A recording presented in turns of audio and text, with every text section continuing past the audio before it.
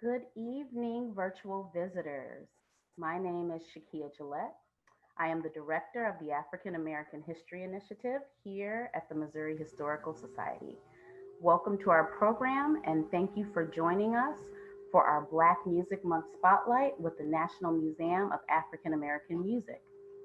In light of our current circumstances, we would like to take a moment of silence in remembrance of George Floyd, Ahmaud Arbery, Breonna Taylor, Michael Brown, and every Black body that has died at the hands of police brutality and racism.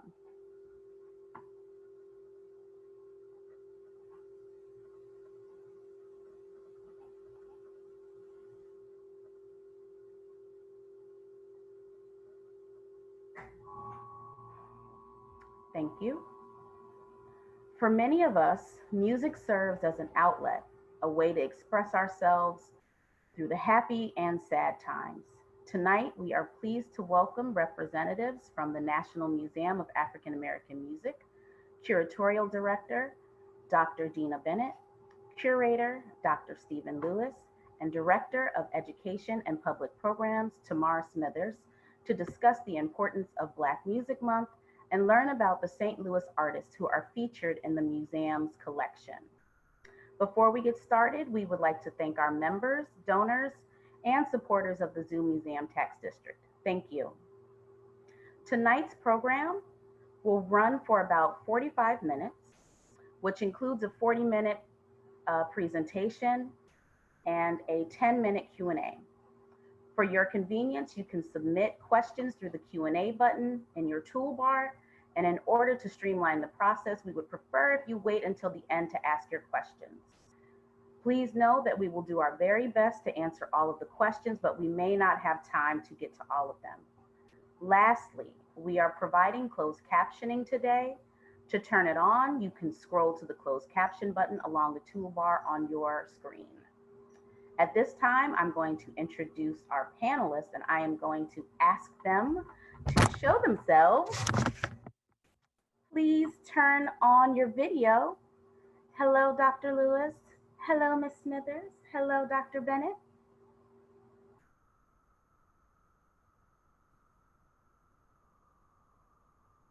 Okay. Dr. Dina Bennett is the curatorial director for the National Museum of African American Music and an ethnomusicologist who specializes in African American music and culture. Dr. Bennett has previously served as the associate director of the Mulvane Art Museum at Washburn University in Topeka, Kansas, director of education at the B.B. King Museum and Delta Interpretive Center in Indianola, Mississippi, and as the manager of collections and exhibitions at the American Jazz Museum in Kansas City, Missouri.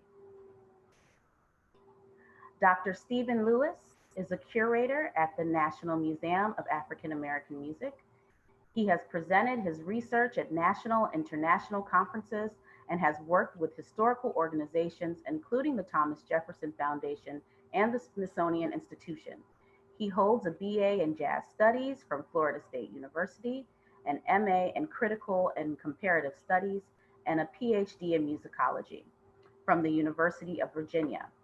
Lewis's, Lewis's areas of research include African American political thought, late 20th century jazz history, and 19th century African American music.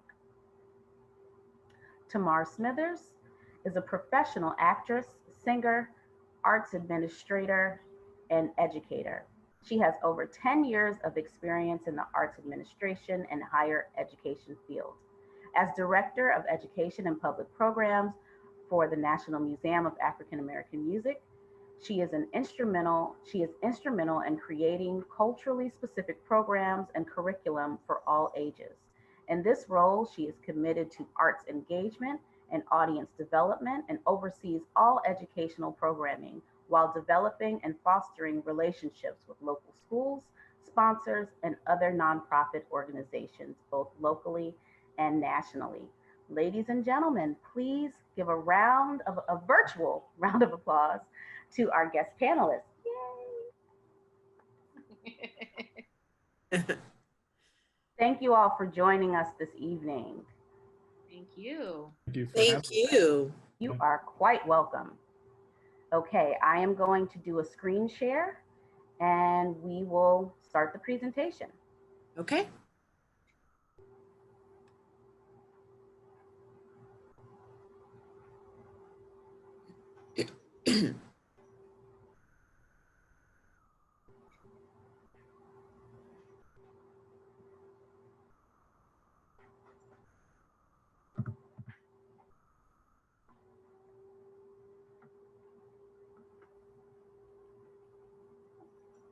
Okay, we are ready to go. So we're ready when you are. I am going to turn off my camera. Okay. And I will see you soon. Okay, thank you, Shakia. First up, we have our fly-through video. So whenever you want to start that, we will introduce everyone to the museum that way.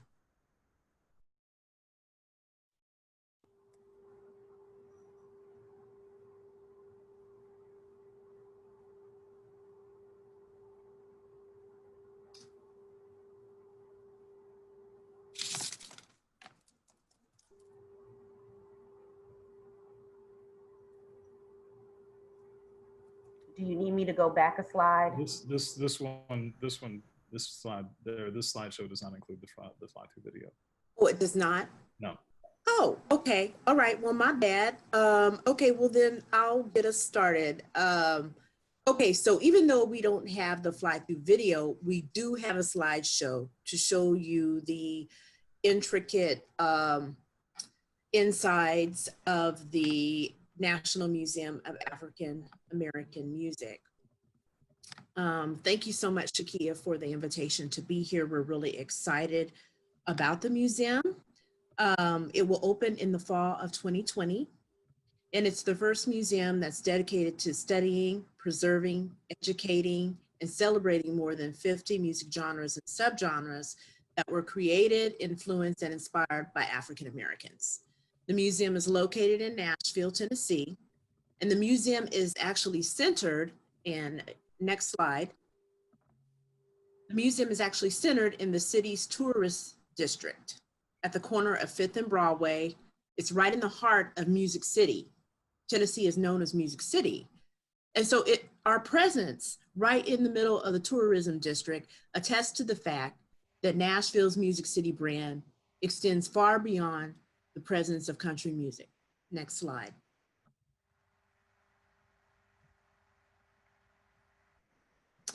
So we have renderings of what the building looks like. The next slide. Okay, so let's talk about once you go inside the building, what does your experience look like?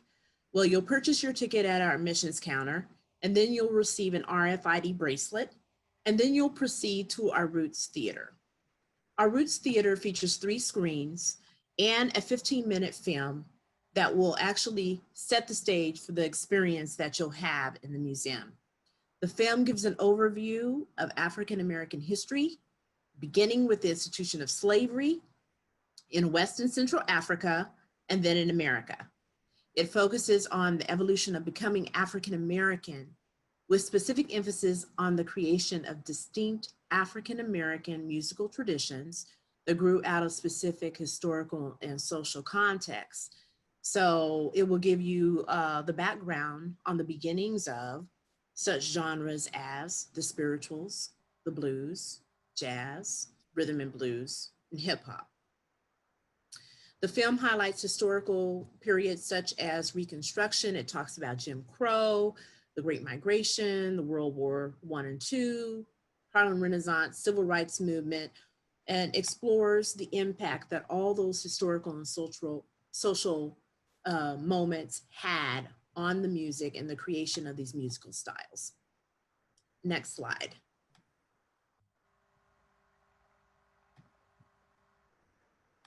This is a layout of our exhibit plan. So once the visitor leaves the theater and they finish the 15-minute film, they will actually enter into the Rivers of Rhythm path. which you can see in this illustration. The Rivers of Rhythm pathway is a corridor, if you will, that leads to all the other genre theme galleries. But before you head into those, we want you to spend some time in Rivers of Rhythm. So in Rivers of Rhythm, this is where we have quite a few interactives where you can explore a digital timeline that features touch panel interactives and weaves together a lot of different themes that you'll see in the museum. It not only features historical events, but it also features historical moments that happened and also different types of songs that were created during these time periods. So the whole central goal here is to help visitors understand how African-American music has intertwined with history and culture to form the American soundtrack. Next slide. It's another picture of the Rivers of Rhythm. And once again, from this particular space in the museum, the visitor can navigate to any of the genre theme galleries. The genre theme galleries are historically, arranged.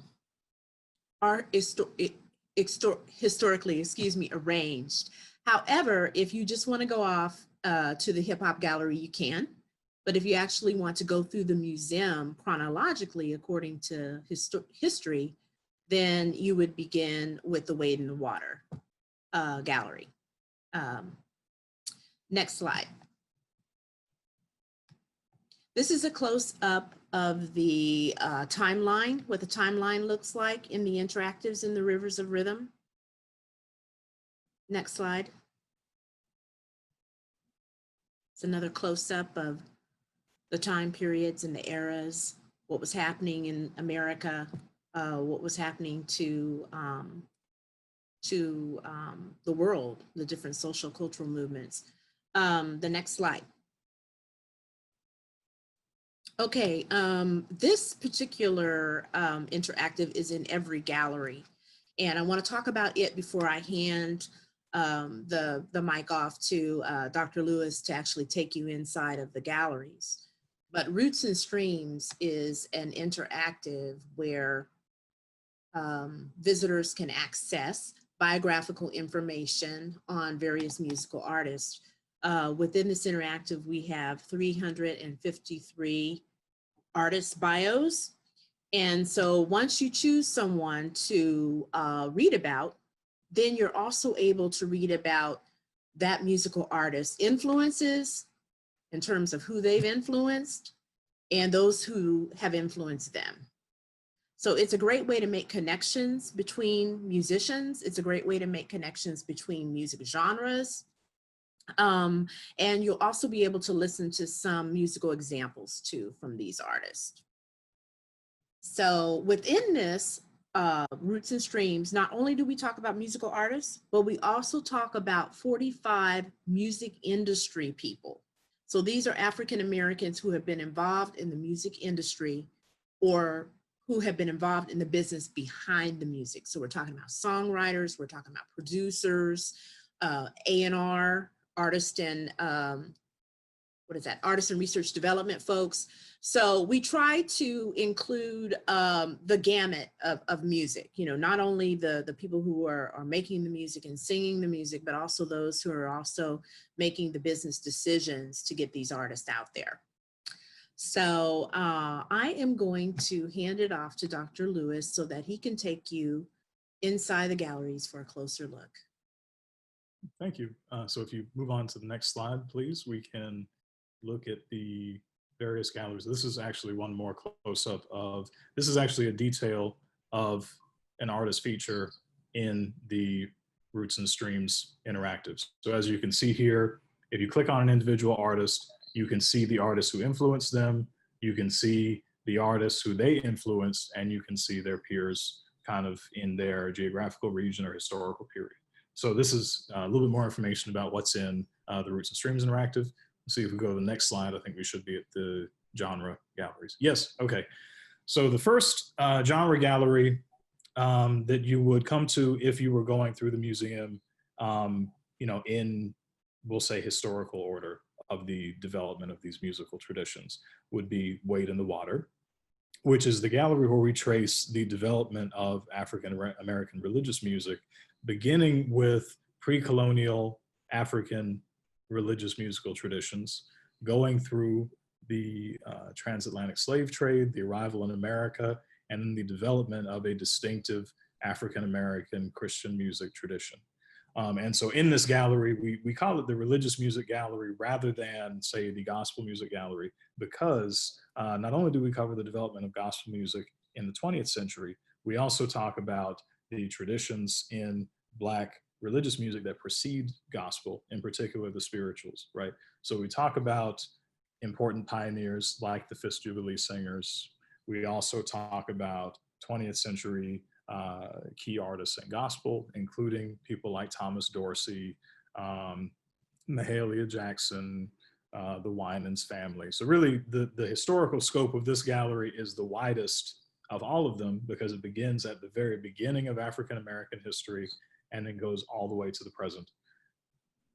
So that is sort of a brief overview of Wade in the Water. And of course, the title of Wade in the Water comes from the African-American spiritual, Wade in the Water, which is still very well known, one of the best known spirituals, in fact. So we can continue. I can show you one of the interactives that you'll get to enjoy when you visit the museum in this gallery. Can you go to the next slide, please?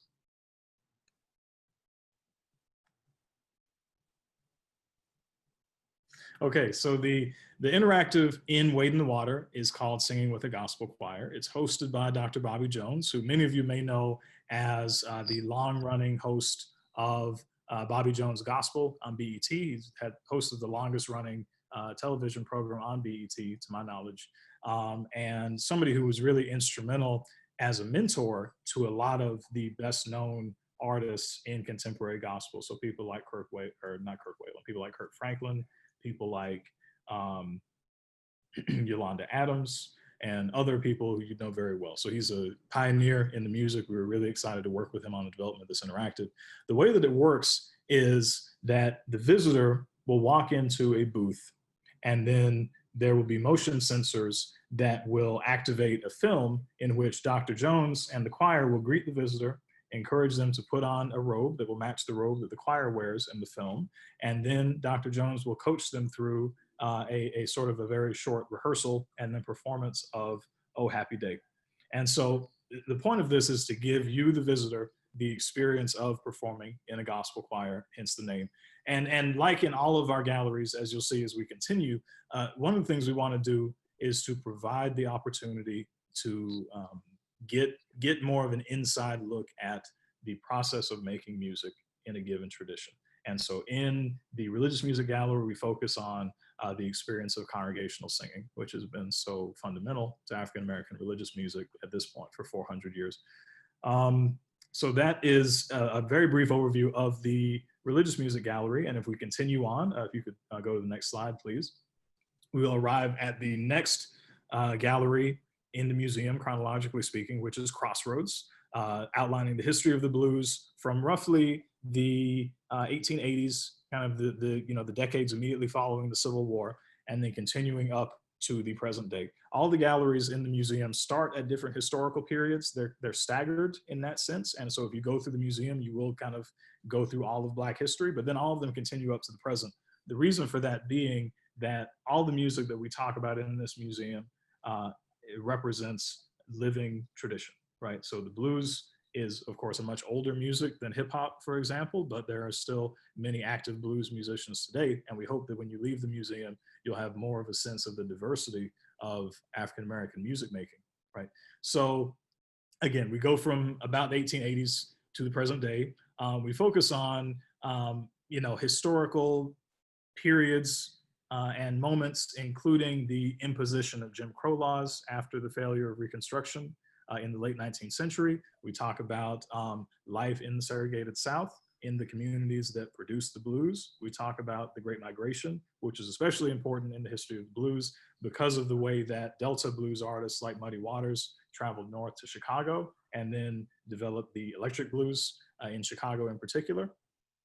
And so, we really look at a pretty broad swath of Black history, as in all the galleries, but we do it through the prism of the history of the blues and the musicians who made the music and who are really fundamental to the development of the tradition. So if we continue on, if you can click on to the next slide, we'll look at the interactive for this gallery. It's called Storytelling the Blues.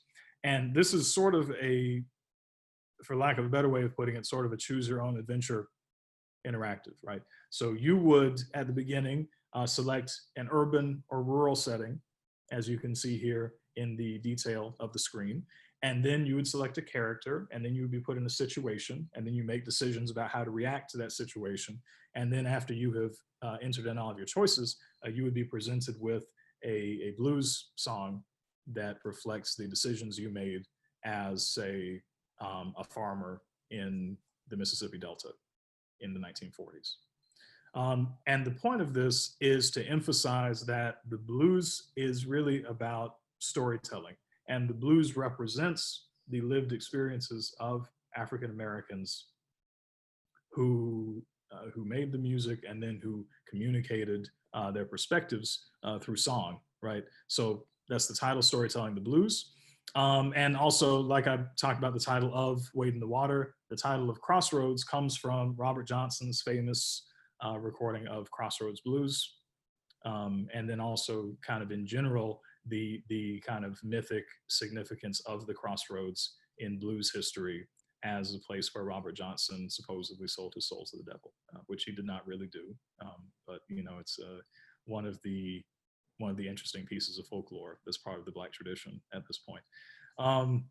Okay, so that is Crossroads. If we continue on from there, we'll come to A Love Supreme. If you go to the next slide, please. So the next slide, Love Supreme. This is the history of jazz. Again, going from the beginnings of the music in roughly not too long after the beginning of the blues, starting in the 1890s, more or less. Well, really starting earlier than that, in that we talk about the history of New Orleans going back to the probably 18th century. So really it starts very early. The real focus of the narrative begins in around the 1890s and then continues up to the present with contemporary jazz artists. And so, like I mentioned, in this gallery, in addition to the various eras of African-American history in which jazz has been part of the context, so things like Jim Crow segregation, things like the Great Migration, we also talk about New Orleans as a unique environment that produced jazz, right? So we talk about the Creole influence on early jazz. We talk about important places like Congo Square, where enslaved African people were allowed to perform and continue their musical traditions one day out of the week, which was a pretty unique thing in the kind of antebellum American context. And it's one of the reasons why jazz is a unique music, is because of the kind of the way that New Orleans as a city was very different from any other southern city, let alone any other city in the country. So we go into all of those areas of cultural context. And then of course we also highlight the work of important jazz musicians throughout history. And in this gallery, we feature the music of a couple of the music and kind of the legacy of a couple of musicians who have a direct connection to St. Louis, one of whom is Miles Davis, who grew up in East St. Louis and then got kind of his early playing experience in St. Louis before he eventually moved to Juilliard, or moved to New York to attend Juilliard and eventually play with Charlie Parker. And then the other one being Scott Joplin, who is not a St. Louis native. He actually was born in Texarkana, Texas, but he was a resident of St. Louis and did some of his most important composing there in the early 20th century. And in fact, if you go to East St. Louis today, Scott Joplin's home is a museum. So I'd encourage everyone to visit the Scott Joplin House Museum if you have the opportunity to learn a little bit more about the history of African-American music in your city. I'm gonna speak a little bit closer to the mic. Sorry, is this better? Hopefully. Okay, so yeah, and so if we continue on from there, next slide, please. I'll talk about the interactive. So in Love Supreme, the interactive is called Anyone Can Improvise. And what this is kind of a very inviting and welcoming introduction to jazz improvisation, which we recognize for a lot of people can be very intimidating, because jazz is not really a popular music and it is in many ways very complicated for, it can seem complicated. So what we wanted to do is give people a way to be creative and improvise along with an ensemble, using a touchscreen basically as an instrument. So we've set up this interactive so that you can touch the screen in different places and produce musical tones that will allow you to play along with a band that has recorded a backing track. And what that is, basically the point of that is to illustrate the way that jazz improvisation is really about communication, about listening, and about having a good time, and kind of finding new ways to reinvent familiar material, right? But the nice thing is that the way we've set it up, there are no wrong notes. So you can play whatever you like, and it'll always sound good. So if we continue on to the next gallery now, One Nation Under a Groove, which is our largest gallery and traces the history of rhythm and blues music from the years immediately following World War II, and again going up to the present. So we start very early, of course, with kind of the earliest R&B musicians like Louis Jordan, like Ruth Brown, and then of course we continue up to the present day with very familiar artists like Rihanna, Beyonce, Mary J. Blige, and so on.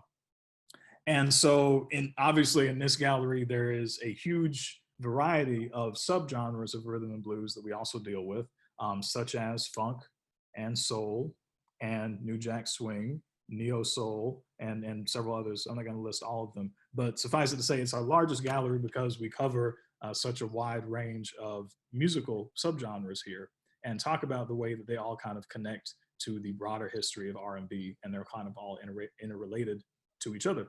And so here we feature, again, several St. Louis-based artists, one of them being Chuck Berry. We actually have a vintage recording of his that we'll have on display. His recording of Maybelline will be on display. We feature Billy Davis Jr., who is a member of the Fifth Dimension. We have some costumes from the Fifth Dimension that'll be on display. We talk about the work of Donny Hathaway, who was not born in St. Louis, but who was raised in St. Louis. And so, yeah, so St. Louis is very well represented in this gallery, as in a few of them, as you'll see, and as you've already seen with the Jazz Gallery.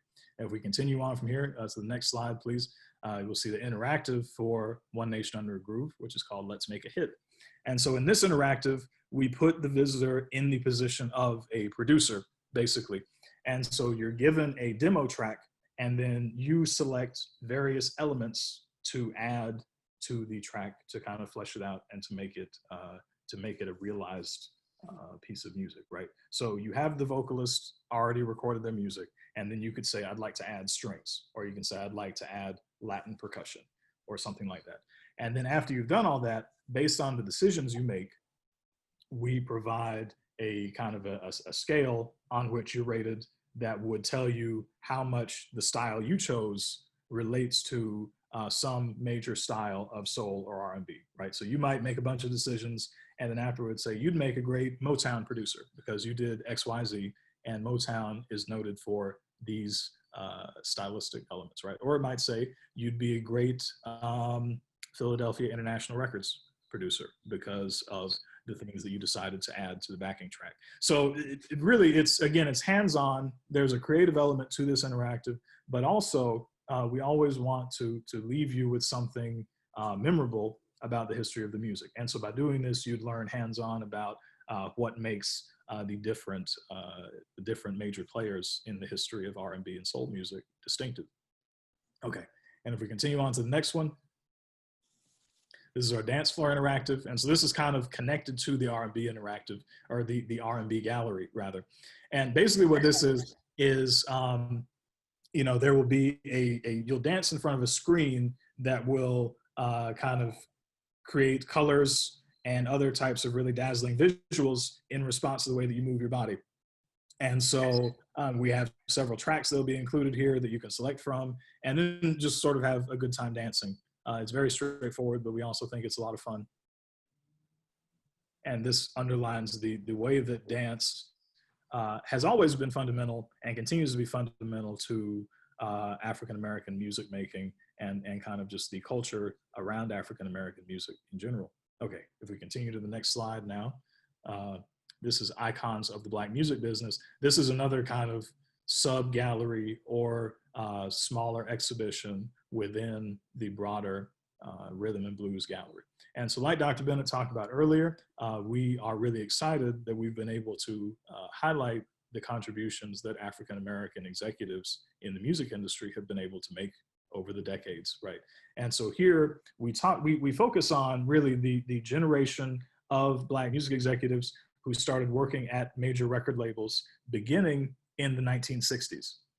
You know, we also talk about some of the earlier influential people as well, but I think really the bulk of this is that group of pioneers who really paved the way for later very well-known producers, A&R people, and other executives. So, and the nice thing here is that there will probably be a lot of people who you may not be familiar with, people like Tom Draper, for example, who worked with Prince for years. You know, these are people who have been extremely influential in making the music that you're very familiar with and that you probably love, but who are not necessarily on the marquee, you know, but who are important players in the history nevertheless. So we're excited that we're one of the first places to highlight these people and celebrate their contributions.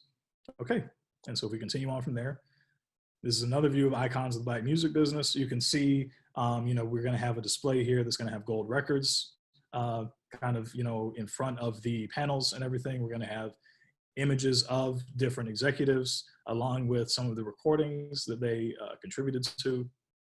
So yeah, that's another view of the same section. And if we continue on to the next slide, we see the message. And so the message is an outline of the history of hip hop beginning in the late 60s, kind of at the tail end of the civil rights movement and at the beginning of the period of urban renewal, in which a lot of inner city Black neighborhoods were really suffering from, you know, from the kind of basically the demolition of the community in a lot of ways, right? And so, of course, the title of the message comes from the famous 1981 recording by Grandmaster Flash and the Furious Five, which kind of is the start of hip hop as social commentary, right? And so up until that point, hip hop had primarily been party music, and beginning in the early 80s with that recording, hip hop becomes known as a really important venue for social commentary, for protest, and a lot of other things that it continues to be known for today and continues to be very important for today. And not to mention that, of course, the title of the message connects the history of hip hop back to the importance of the oral tradition in African American and African cultures. Okay, so again, we start in the late 70s, or we start in the early 70s, really, in the South Bronx. We talk about artists like DJ Kool Herc, who really kind of lay the foundation for hip hop culture. Of course, people like Afrika Bambaataa as well. And go from there to hip hop's kind of gradual come to kind of dominate the popular music world, beginning in the 1980s with breakthrough artists like Kurtis Blow and Run DMC, then going through the 1990s with really iconic people like Tupac Shakur, Biggie Smalls, many other people, and then continuing up to the present day. So again, we are excited that we're able to highlight the work of a lot of the most notable people who have contributed to these different types of music, but we also place their work in the context of African-American history in the period and in the context of kind of their peers in the music world, right? In this gallery, we feature the contributions of Nelly, perhaps one of the best known hip hop artists to come out of St. Louis. So he's part of our exhibition here. And if we continue on from here, if you click on to the next slide, please.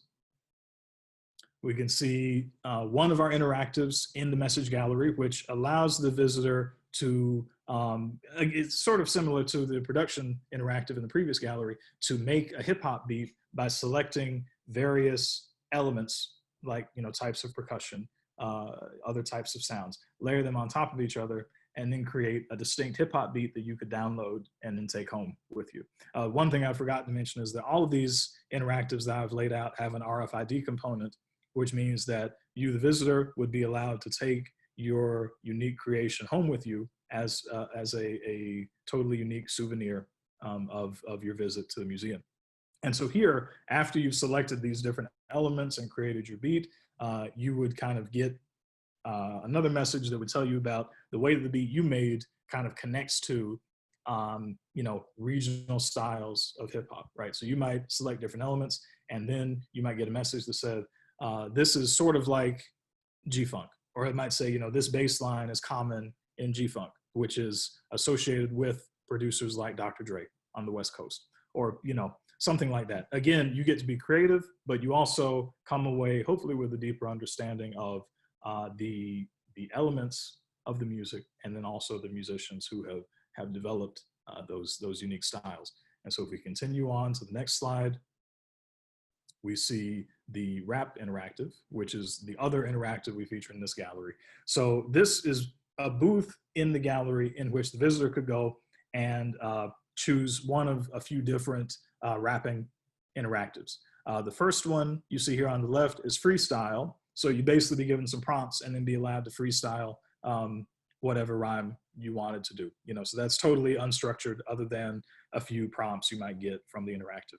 The next one is Rap Along, which is more of a karaoke type of thing, where there will be a few well-known songs, and then, you know, the lyrics will be displayed on the screen, and you can rap along with, you know, an MC like Lauryn Hill, for example.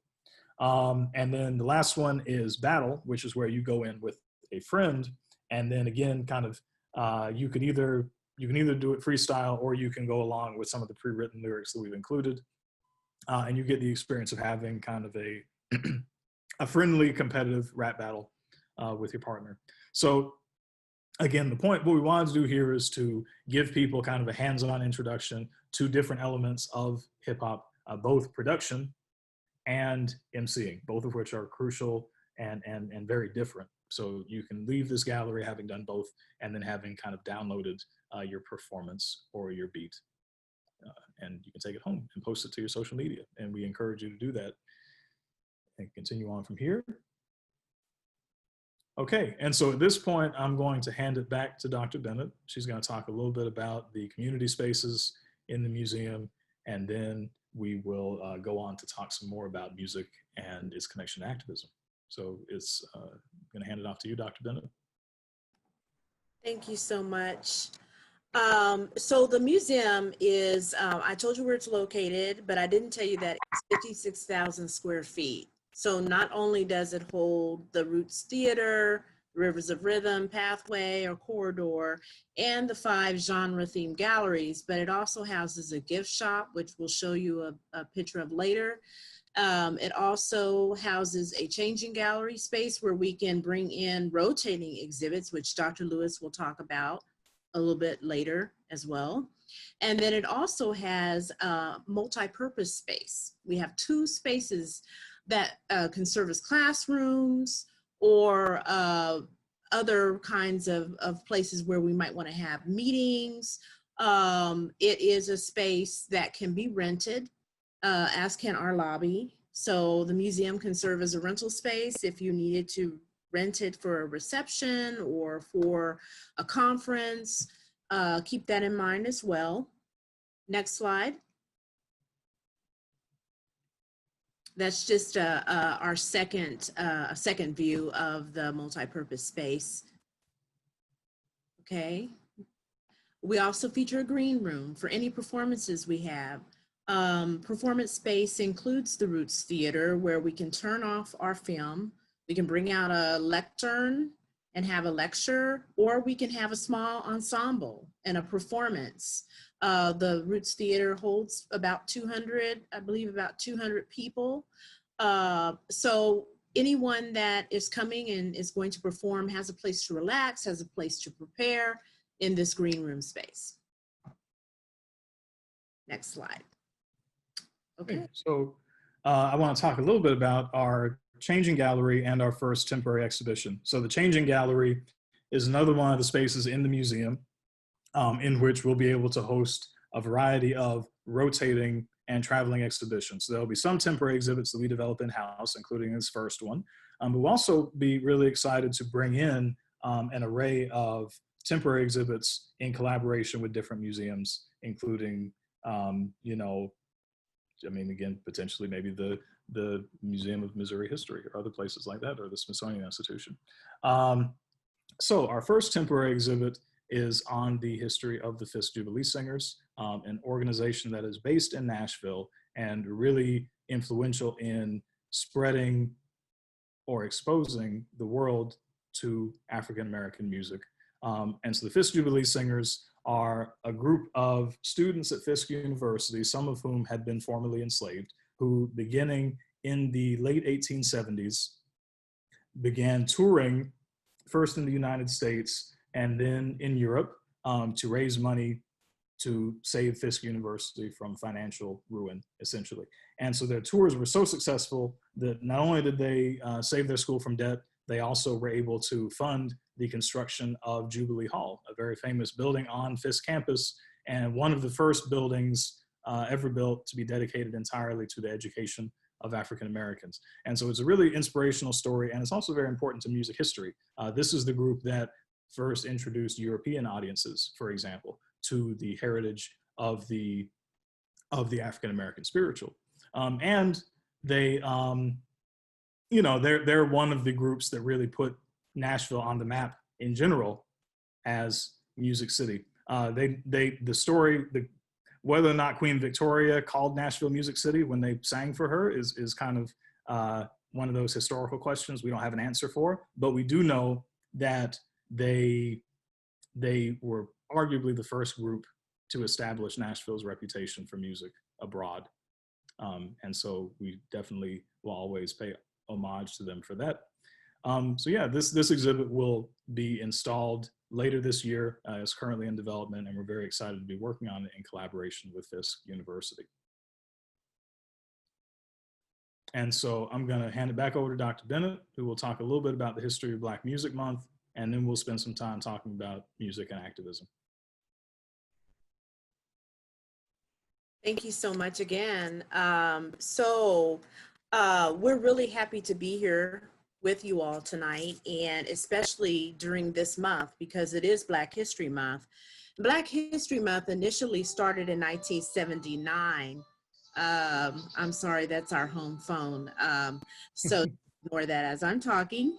So it was initially started in 1979 because we wanted to, the world wanted to celebrate, or some folks in the world wanted to make an official recognition of those African-American musical contributions.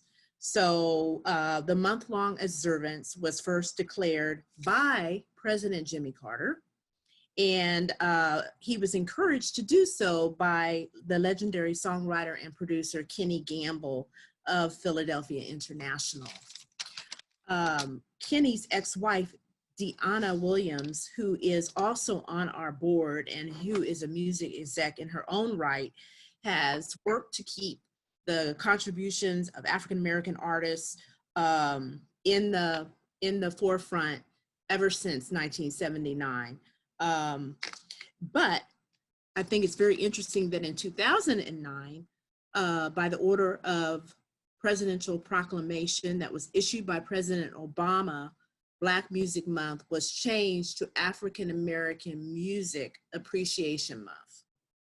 So that is the correct way to say it, African American Music Appreciation Month. But I think we'll always say Black Music Month because it's shorter, and that's what it originally started out as. So we're very happy to be in the month of June and celebrating all this wonderful music. And I guess you could say that we'll be celebrating 24/7, Black Music Month 24/7 in the National Museum of African American Music when we open later this fall. But if anybody knows anything about African American music, you may be familiar with African American music being used in moments of social unrest. We definitely have a history of that. If you're not familiar, you will read about it and you will experience it in the museum. But when everything else was taken away from Africans who came over and were enslaved, they did have their voice, they did have their body, they could pat rhythms. They may not have had instruments, but they did have a way to communicate and to express how they were feeling, whether that was joyful or whether it was not joyful and maybe sad, or it was definitely a way to express how they were feeling. And we use music to express how we're feeling even now today, 400 years later. So we want to have you share in some music tonight by an artist that I am going to introduce you to through one of my colleagues. Tamar Smithers is Director of Education and Public Programs. She's been with us for about a year, maybe a year and a half. She comes from New York, and she's doing a spectacular job. And she's moved quite a few of our programs to the virtual space. So be sure to check us out on Facebook or through all our social platforms. But I'm going to turn it over to Tamar Smithers so that she can introduce our musical artist for tonight. Thank you so much, Dr. Bennett. Thank you, Dr. Lewis. And thank you to the Missouri Historical Society for having us this evening. Just want to talk briefly about our Museum Without Walls program. So Museum Without Walls program is a program that was established back in about 2013 because we don't have our physical location right now. But we know that it was very imperative for us to establish programming well in advance of us opening. And so when we think about being able to do the programs that we do, we know that collaboration is key. So we're absolutely excited for this collaboration that we have this evening. But also thinking about, in the time of COVID, we had all of our programs either in the Nashville or the surrounding areas. And so when the pandemic hit, we really had to think about how are we going to really play up that national sense in our programs. And so we were able to transition a majority of our programs to the virtual sense, or using virtual platforms like Facebook, Instagram, Twitter. And so one of those programs that we have programs for students, I'd like to say of all ages, so young people, adults. One of those programs is our Emerging Artist Series. And it's a series where we're able to showcase and highlight various different emerging artists in the Nashville and surrounding areas. And give them an opportunity to showcase their craft, showcase their art, but it also is an opportunity for networking and community building. So we're excited to be able to present one of our emerging artists this evening, Miss Lydia Caesar, who's also a personal friend of mine, my high school friend. I went to high school with her a few years ago. So Lydia Caesar is a singer-songwriter from Queens, New York, now living in St. Louis. All right.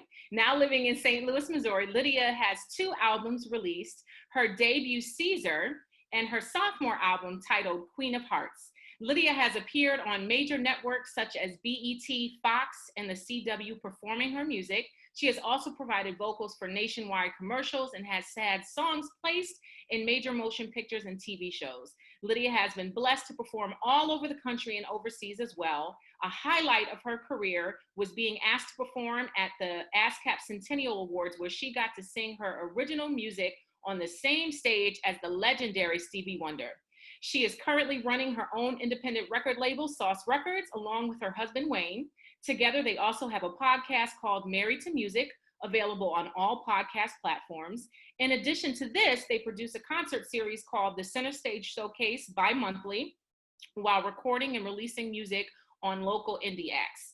Lydia launched her own accessories line, specializing in earrings that she makes all by hand, called City on a Hill and Company. And she produces a web series called The Sassy Wife via her Instagram page and YouTube channel. So ladies and gentlemen, please enjoy the sounds of Lydia Caesar. What's up, you guys? It is Lydia Caesar. Thank you so much for having me. June is Black Music Month, so it's super dope to be a part of this amazing event, the National Museum of African American Music. Thank you so much for having me. I'm just going to do a couple songs for you guys, some originals. And of course, because of the time that we are in, I couldn't not sing Something About Us, still fighting for our freedom, and now we are actually making strides and seeing progress and starting to win that fight. So I'm going to sing Redemption Song as well by Bob Marley. So thank y'all so much for having me.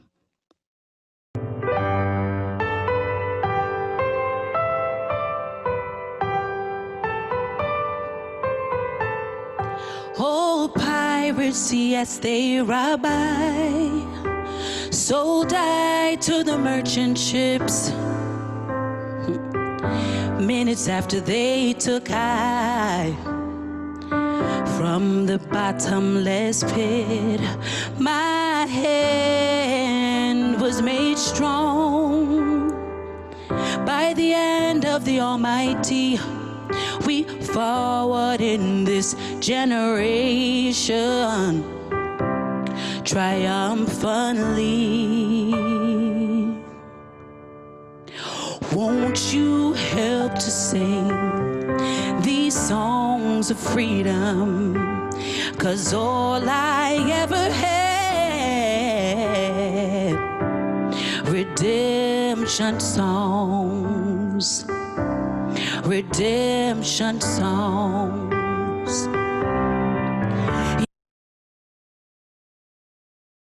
Emancipate yourselves from mental slavery. None but ourselves can free our mind. Have no fear for atomic energy. None of them can stop the times. How long shall they kill our prophets while we stand aside and look? Some say it's just a part of it. We got to fulfill the book. Won't you help to sing these songs of freedom? 'Cause all I ever had, redemption song, redemption song.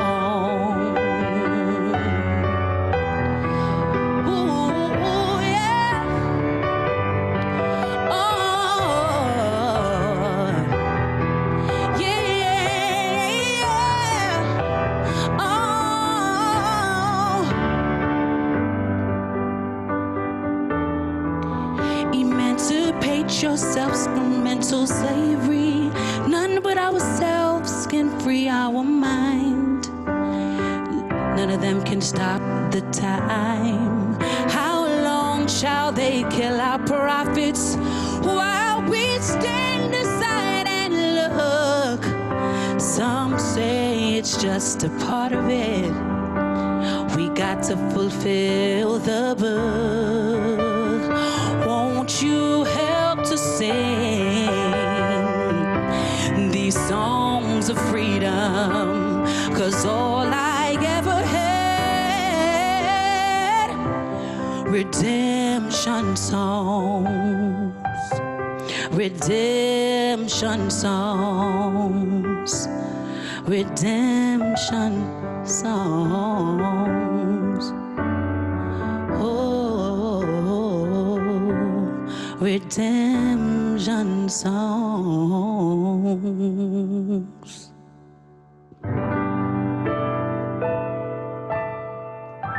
Thank you.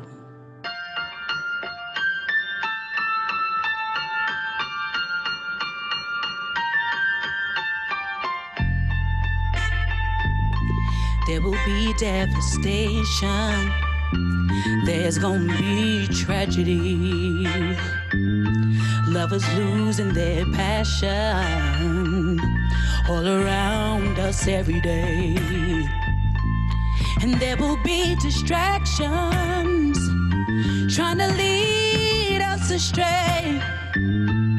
And popular opinion telling us that it's okay if we go through madness. Will you hold me down? Heartbreak and sadness. Will you stick around, baby? I want one guarantee. I need you to love me through it all. Even when you're angry, I need you to love me through it all. Ain't gonna always be easy. I need you to love me through it all. No matter what, I need you to love struggle, don't worry about your needs. Want you to know that I'm enough. And if the darkness tries to consume our love, I need us to light it up. If we go through madness, baby, will you hold me down? Heartbreak and sadness. Oh, tell me, will you stick around? Yeah, I want one guarantee. Love me through it all. Even when you're angry, I need you to love me through it all. Ain't gonna always be easy. Love me through it all. No matter what, I need you to love me. When I'm crying in your face and you're pushing me away. When we both had enough, will we hold on through the storm? 'Cause it's so easy when everything's going right. Ooh, when everybody wants something that'll stand the test of time. All I want one guarantee, yeah. Love me through it all, even when you're angry. Love me through it all. I want one guarantee. Love me through it all, yeah. Even when you're angry. Love me through it all, yeah, yeah, yeah.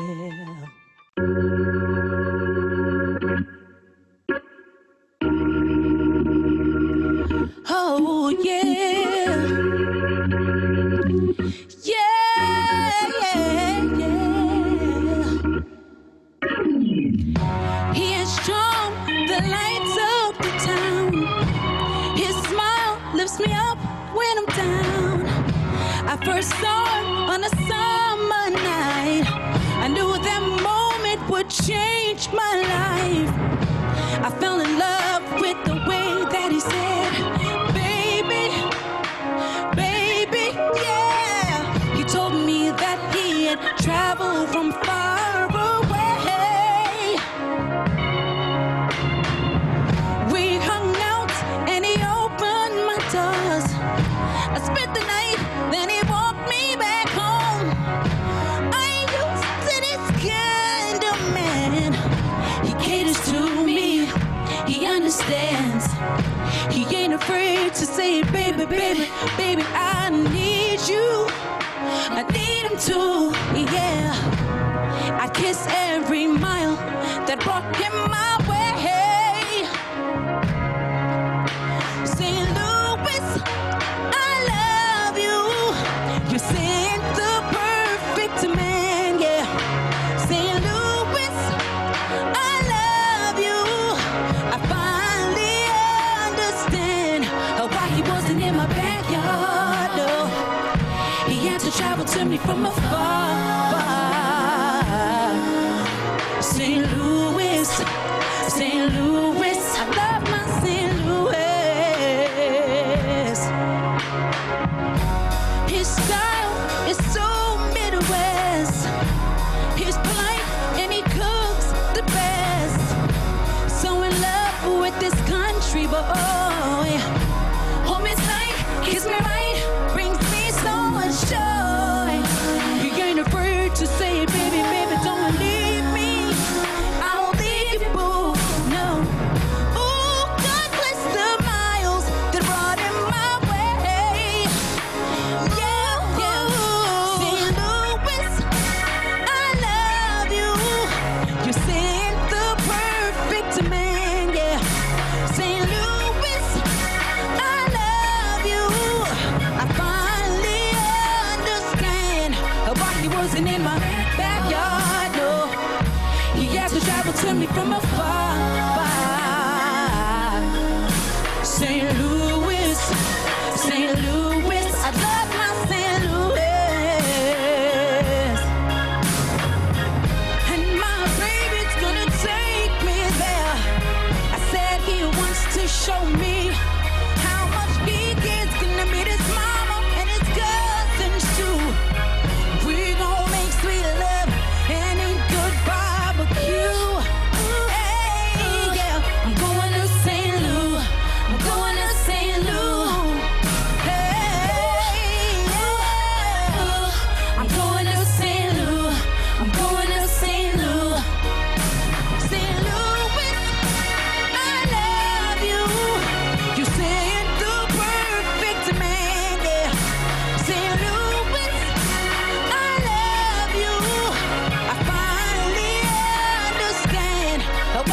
wasn't in my backyard, no.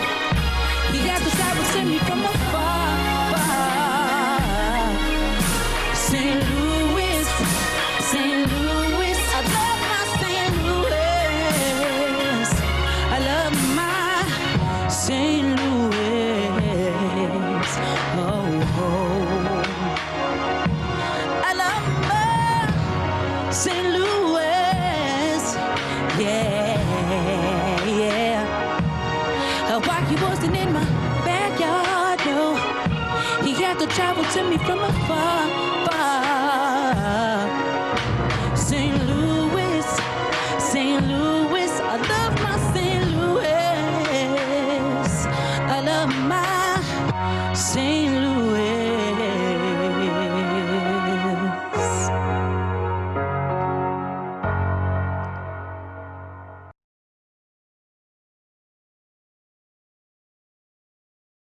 What's up, you guys? It is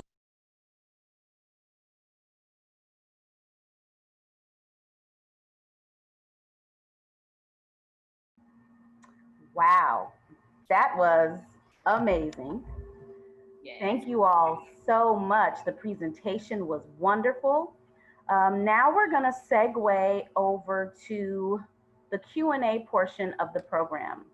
So for our virtual visitors, if you have any questions for our panelists, please pop them in the Q&A box and we will be sure to answer them. So we'll give you a few minutes to ask some questions. I'm not seeing any pop up yet. So we'll give them about 2 more minutes. Well, 2 more seconds.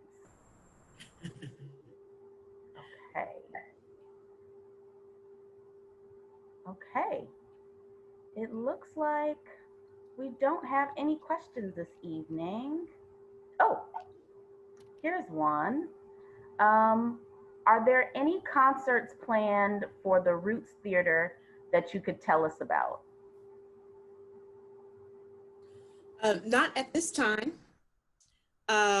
We are kind of waiting to really rent that space out for concerts, because we want to be able to have visitors come in and actually see the film. So if we do have any concerts, they will probably be in the evening or they'll be in the weekend, but we haven't started to schedule any just yet.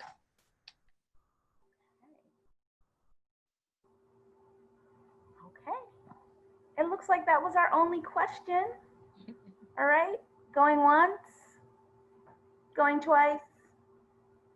Okay. Well, thank you to our virtual visitors. Thank you for joining us this evening. Thank you, Dr. Bennett. Thank you, Dr. Lewis. Thank you, Ms. Tamar Smithers. You all are wonderful, and thank you for sharing your expertise with us. If you click the link to join this program this evening, you should have received an automated evaluation that would have opened in a separate window, excuse me. If you would please just let us know what you thought about the program. This will be available via our YouTube channel, possibly Monday or Tuesday. So you can go back if you want to listen to the songs again. If you just want to hear the presentation again, please go back and rewatch it. Comment, like, share. We would love for you to post on your social media networks and tell everyone about this program. Thank you all for joining us. If you would like to know more about our programs, please visit us on mohistory.org. And we will see you next time for our next event. Thank you so much and have a great evening. Thank you. You too. Thank you, Shakia. You're welcome.